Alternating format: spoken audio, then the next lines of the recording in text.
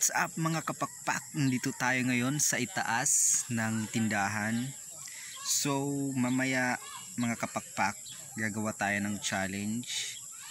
So kailangan natin magpuyat, 12 AM challenge. So lalabas tayo mamaya. Pupunta tayo doon banda, tsaka dyan. Pero hindi lang tayo magtatagal kasi naka-quarantine pa dito. Baka tayo mahuli. So mamaya magpupuyat ako hanggang 12 AM kasi challenge nga diba ito. So kailangan ko magpuyat. At saka kailangan natin sundin, hindi lang tayo magtatagal. So yun, kita-kits lang tayo mamaya mga kapakpak. 2,000 years later. So good morning mga kapakpak. So it's already 12 AM in the morning. So sisimulan na natin yung challenge. Hindi lang tayo maglalakas ng boses kasi meron pang natutulog. Tulog pa yung mga kapatid ko. So nakaidlip lang ako ng sandali kasi hindi makaya ng mata ko. So it's already 12 AM. So ito yung oras. It's already 12:04 in the morning.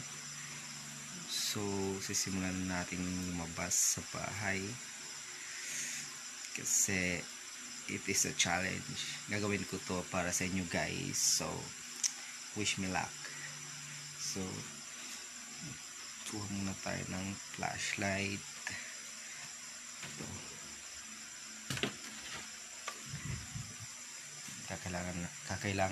Kakailanganin natin to kasi madilim sa labas.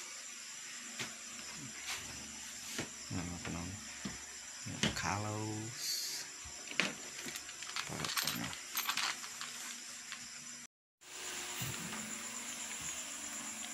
So nandito na tayo sa labas.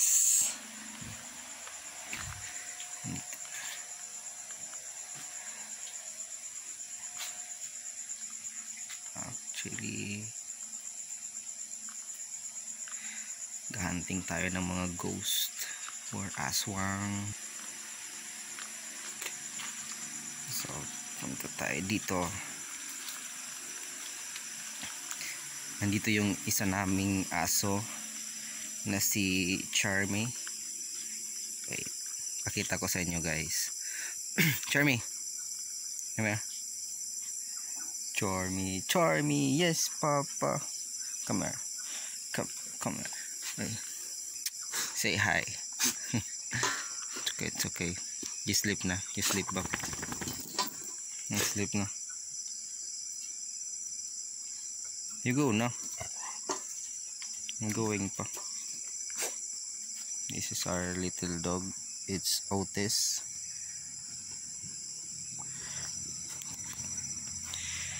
Hey Otis, what are you doing? You're going with me? Okay. Let's find out.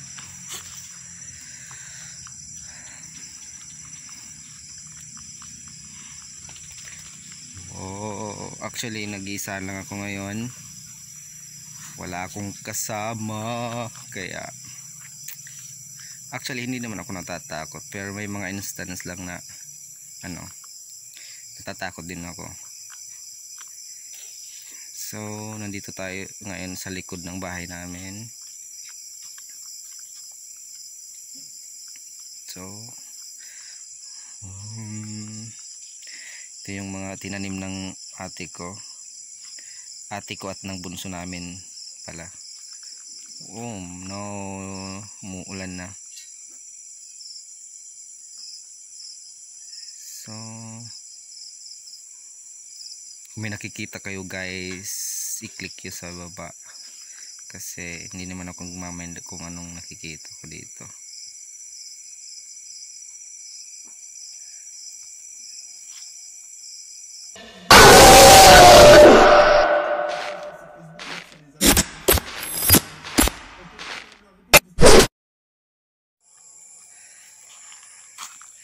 So nandito na tayo, lalabas tayo. Yun. Naniniwala ba kayo guys sa aswang? Kasi ako medyo lang ako naniniwala. Hindi pa naman ako nakakita ng aswang. Wait lang kasi open ko ba?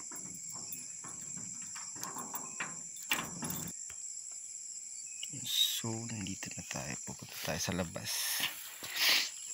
Ay. Hindi lang tayo magtatagal dito guys kasi naka-quarantine, baka makita tayo ng mga pulis, hulihin tayo. So lilibot-libot lang muna tayo. Yung flashlight ko hindi na gumagana.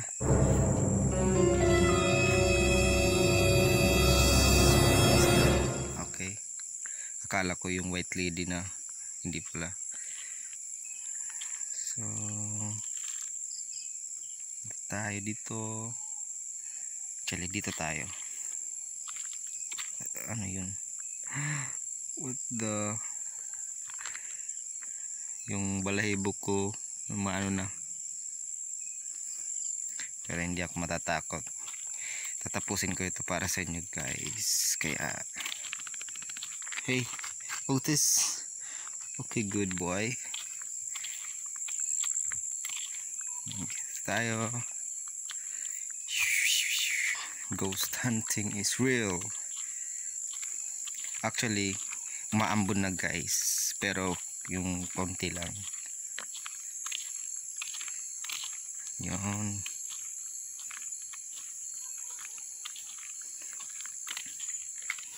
Buti pa yung aso, sinamahan ako. Pero yung kasin ko hindi talaga ako sinamahan. Kaya yun, dito tayo.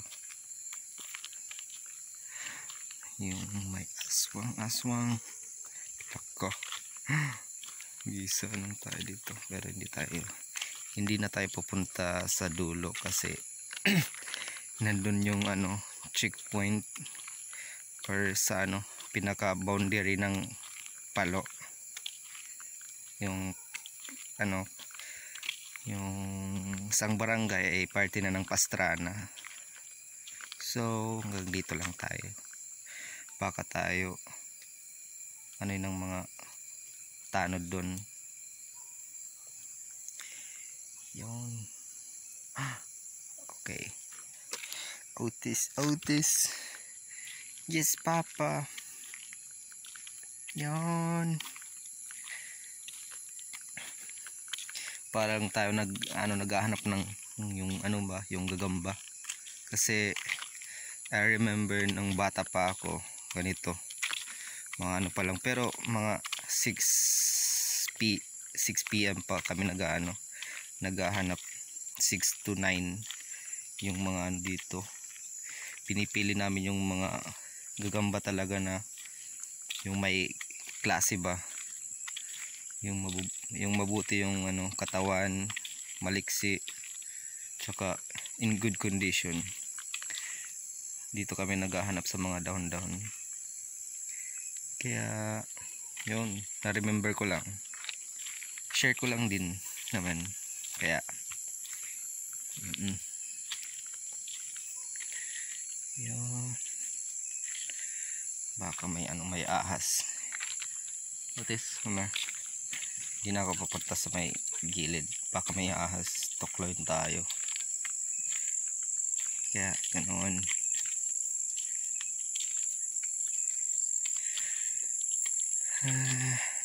Pupunta ba tayo dun? Sige, try ko para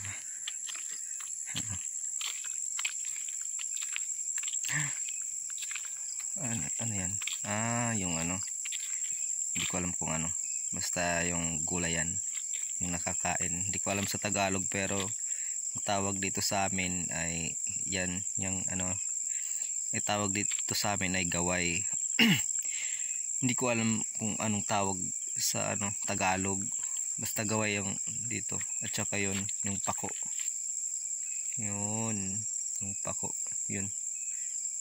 Yan ang pako dito, or wings in English. Pero hindi naman ako sanay sa English eh. Hindi rin ako sanay sa Tagalog. Kaya ginawa ko lang ito para sa inyo. Boom. So dito tayo. Kung may magano,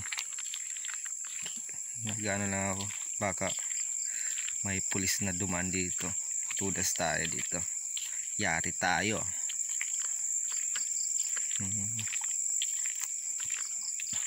Yan.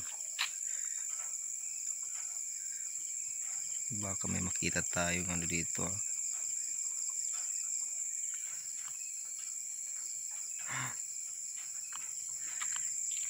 Kakatakot na. Tatakot na ako. Hanggang doon lang tayo sa kabila. Hindi na tayo pupunta sa malayo para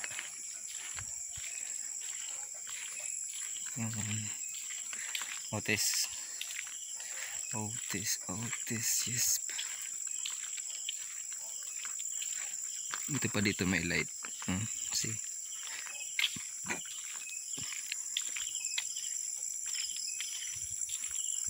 Hanggang dito na lang tayo.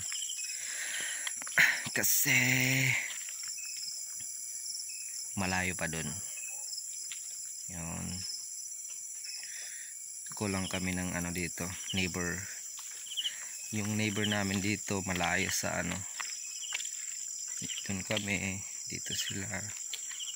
Unlike in the city na yung bahay tagpi-tagpi. Sinamahan talaga ako ni Otis na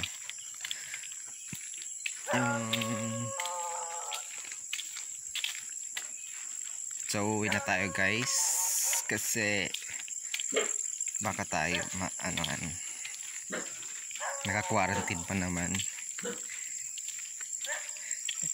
Lumabas lang ako para sa inyo, para mag ghost hunting tayo dito sa labas. Kaso iwan ko kung may nakita, kayo may nakita, or if may nakita kayong hindi kaya-aya or ghost, so mag comment lang kayo guys, kasi malay nyo mas clear yung mga mata nyo kaysa sa akin, diba? Galing tayo sa labas. So okay, doon actually malakas na yung ulan sa labas, kaya luckily natapos ko din yung video sa labas. Kaya dito na ako magpapatuloy. Actually is already 12:30 in the morning, so 25 minutes ata tayo sa labas. Okay, nandito na tayo sa bahay, sa loob. Actually guys, meron lang ako ikwento sa inyo. Nung childhood days ko. Actually hindi naman ako talaga natatakot sa mga sa aswang, kasi I never, or hindi ko pa nakita sila kahit minsan. Okay, hindi talaga ako natatakot doon, pero may mga instances kasi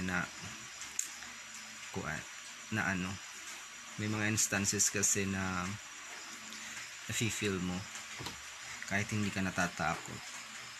Like in back then when I was 8 years old, I guess. At that time, when my mother still alive, my parents also, kami, palagi akong inutusan sa labas.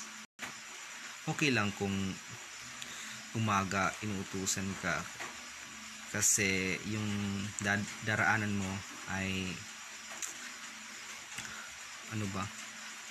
maliwanag, unlike sa gabi. Sa gabi talaga hindi ka makakaano talaga, hindi mo ma-imagine kung gaano kadilim doon.